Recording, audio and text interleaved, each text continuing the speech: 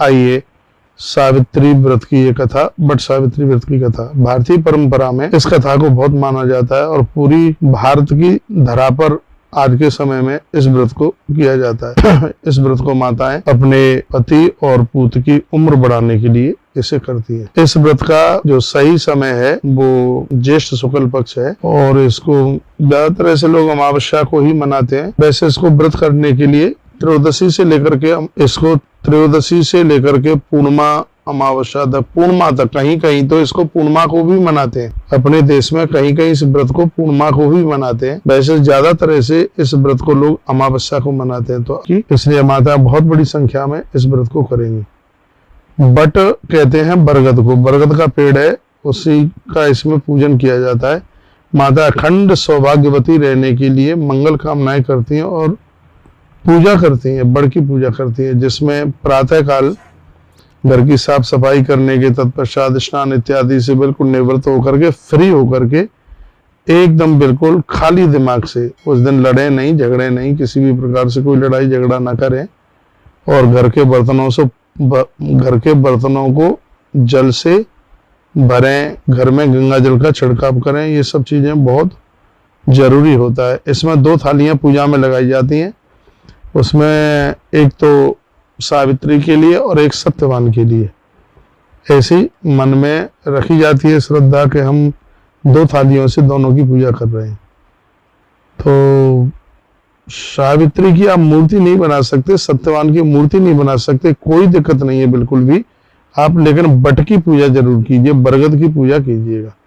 विधाता ब्रह्मा के द्वारा वरदान मिला है इस बरगद को। बरगद में भगवान शंकर जी रहते हैं और शंकर जी ही मृत्यु के देवता हैं और वही लंबी आयु बढ़ाते हैं। तो विधाता ब्रह्मा ने ये वरदान दिया है कि अवेदभ्यम च सौभाग्यम देहि तुम मम शौव्रते पुत्रान पौत्रा सौख्यम च ग्रहणार्घ्यम नमस्तुते। इस व्रत के करने से धन धान्य, पुत्र पुत्रियां, पति की लंबी आयु, किसी भी चीज की कोई कमी नहीं रहती। इस व्रत का यह अपने आप में प्रभाव है। पूजा में कुछ सामान जल है, मूली है, रोली है, इसमें सूत पिंडी से बांधना बहुत ज्यादा जरूरी होता है। बहुत लोग तो इसमें 21 सूत भी बांधते हैं, वैसे विधान इसमें 108 सूत का है। पिंडी से 108 सूत बांधिए, सफेद सूत बांधिए, और ये निश्चित रूप से आरोग्यता देने वाला है और उम्र बढ़ाने वाला है। तो ये चीजें रखें पूजा में, जल है, रोली मोली, सूत तो जरूर ही रखिएगा, फूल धूप ये सब चीजें रखें। और जल से पेड़ को सींचने के तत्पश्चात फिर उसकी पिंडी से धागे को लपेटा जाता है और वहां पर आपकी यदि सासू माँ हैं तो आप उन्हें वंदन कीजिए, प्रणाम कीजिए, चरण छू करके उनका आशीर्वाद लीजिए। ससुर साहब को वंदन प्रणाम कीजिए। ये सब चीजें बहुत ज्यादा बढ़िया हैं। बट सावित्री के जब आपकी पूजा पूरी हो जाए तो सिंदूर है, कुमकुम, रोली इत्यादि ये सौभाग्यवती माता के द्वारा ये पूजन करने का ये विधान है। इन सब चीजों से पूजन करें।